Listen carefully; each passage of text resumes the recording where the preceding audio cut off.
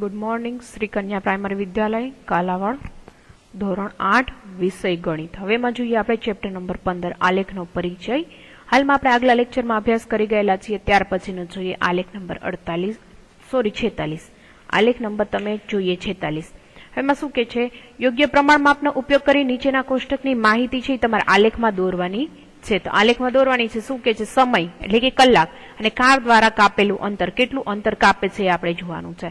6 કલાક, 7 કલાક, 8 અને 9 કલાક, અને એનું કાપેલું અંતર 40, 80, 120 અને 160. તો આપણે નીચે ગ્રાફ જોઈએ.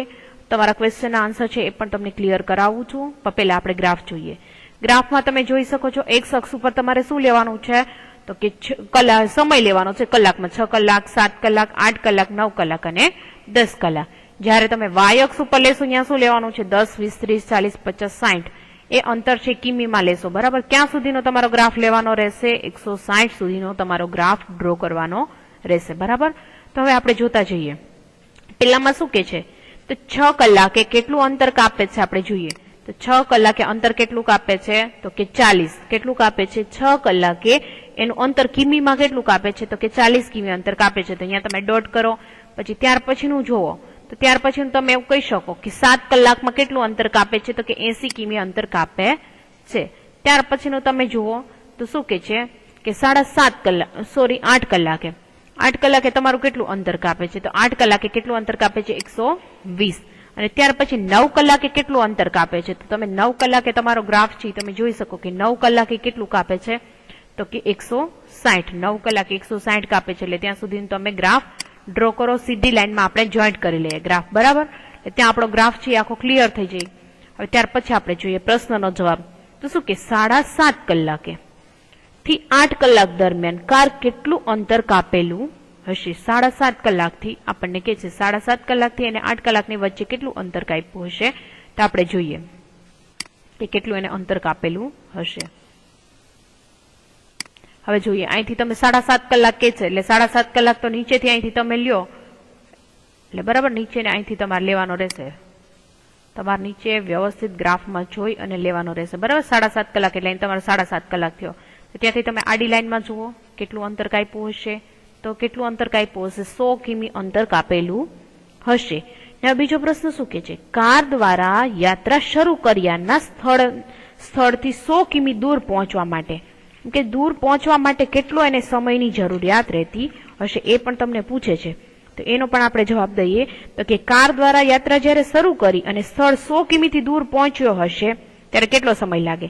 તો 7.5 થી -6 કરી નાખવાના. 7.5 - 6 કરો એટલે 1 કલાક અને 30 મિનિટ. કેટલો થયો હશે સમય, 1 કલાક અને 30 મિનિટ. એમાં તમે માઇનસ કરો, 7.5 કલાકમાંથી 6 કલાક માઇનસ કરી નાખો એટલે કેટલું થાય, તો કે 1 કલાક અને 30 મિનિટ એનો જવાબ આવશે. કેટલો આવશે, 1 કલાક અને 30 મિનિટ. બીજાનો જવાબ ક્લિયર થશે.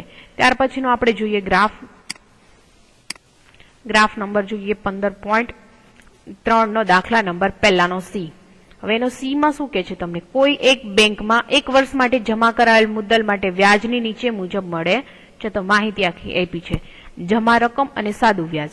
તો હવે જોઈએ, તો જમા રકમ કેટલી છે, 1000, 2000, 3000, 4 અને 5. અને સાદું વ્યાજ કેટલું આપ્યું છે, 80, 60, 240, 360 અને 400.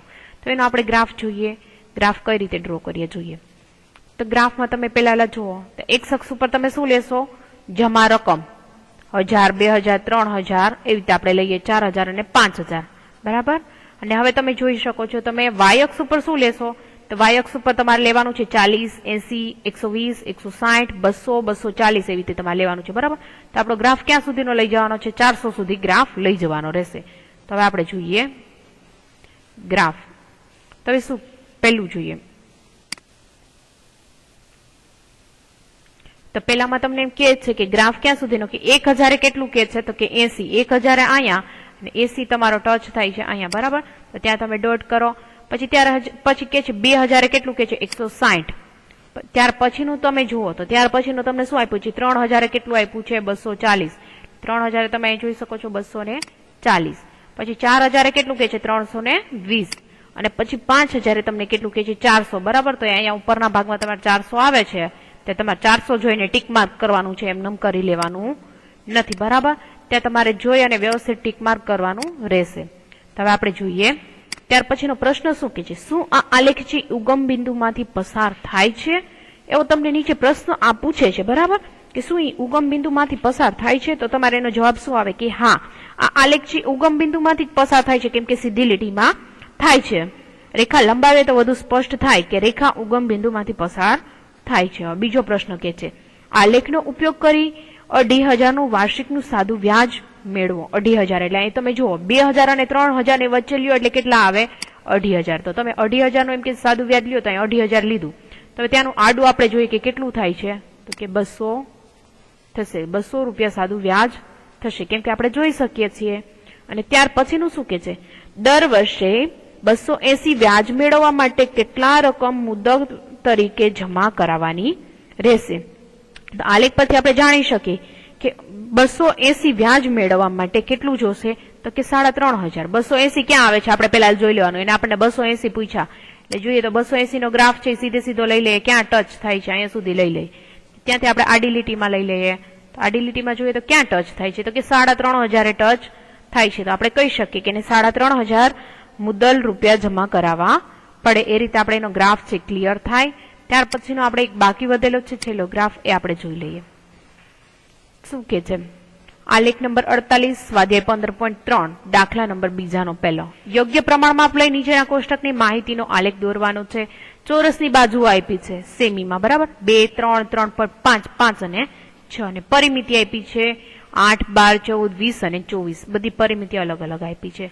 તો આપણે જોઈએ આલેખ કઈ રીતે છે જોઈએ. હવે ચોરસની બાજુઓ તમને સેમીમાં આપી છે, બરાબર, એટલે સેમીમાં લેવાનું નીચે 1, 2, 3, 3 ની વચ્ચે તમારે મિડલમાં લેવાનું છે 3.5, 4, 5 અને 6. ને વાય અક્ષ ઉપર તમે શું લેશો? 4, 8, 12, 16, 20 અને 24. એ રીતે તમે લઈ લો. હવે ત્યાર પછી આપણે શું કરવાનું છે કે એ લીધું, ત્યાર પછી જોતા જઈએ સાથે સાથે. ત્યાં સુધી લીધું. હવે આપણે જોઈએ તો પેલામાં શું કે છે, તમને પરિમિતિ કેટલી કેટલી કે છે ને કઈ રીતે તમને લેવાનું કે છે. 2 એ તમને કેટલા લેવાના કે છે? 8. તો 2 એ 8 આવે ત્યાં આપણે શું કરશું? ટીક માર્ક કરીએ. પછી ત્યાર પછી 3 એ કેટલા તમને કે છે, તો કે 12. તો 3 એ તમે 12 સેમી લ્યો પરિમિતિ. પછી તમને કેટલા કે છે? 3.5, સોરી 2 લીધા, 3 લીધા. હવે પછી તમે જુઓ તો કે 3.5 તમને કેટલું કે છે? 3.5 એ 14 કે છે. 14 ક્યાં આવે? 12 અને 16 ની વચ્ચે કેટલા આવે? 14. તો અહીંયા તમારે લેવાના રહે 14, બરાબર. હવે ત્યાર પછી તમને કેટલું કે છે? 5 કેટલી કે છે? તો કે 20. કેટલી કે છે? 20. તમે 5 લઈ લ્યો 20. અને ત્યાર પછી 6 એ કેટલા કે છે? 24. તમે 24 સુધી લઈ લ્યો. અને આ રીતે તમારો આખો ગ્રાફ છે તમે કમ્પ્લીટ કરી શકો.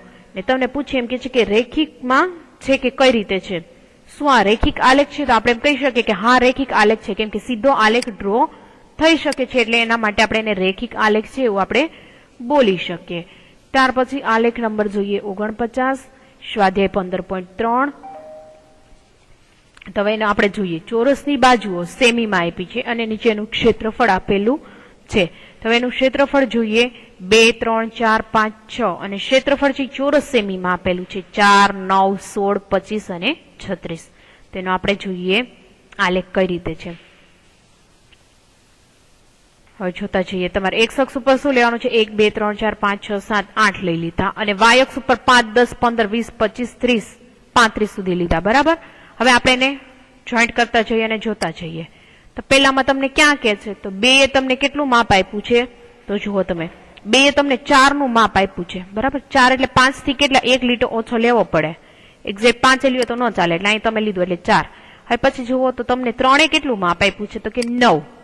ત્યાર પછી તમે જુઓ તો 4 એ તમને કેટલું માપ આપ્યું છે? 16. ત્યાર પછી તમે 5 નો ગ્રાફ જુઓ તો 5 માં તમને બરાબર 25 આપેલા છે. પણ ત્યાર પછી તમે જુઓ તો 6 નો ગ્રાફ તમને ક્યાં આપેલો છે? તો કે 35 બરાબર.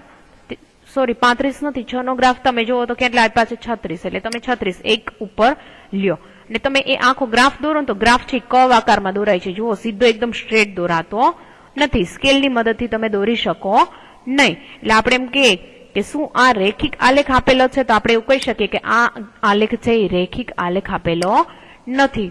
તો તમારો અહીંયા છે ગ્રાફનું ચેપ્ટર છે અહીંયા આખું તમારું કમ્પ્લીટ થઈ જાય છે. વ્યવસ્થિત રીતે તમારે બધા ગ્રાફ દોરવાના રહેશે. પેન્સિલનો જ ઉપયોગ કરવાનો છે, કોઈ બોલપેનનો ઉપયોગ કરવાનો રહેશે નહીં. Thank you.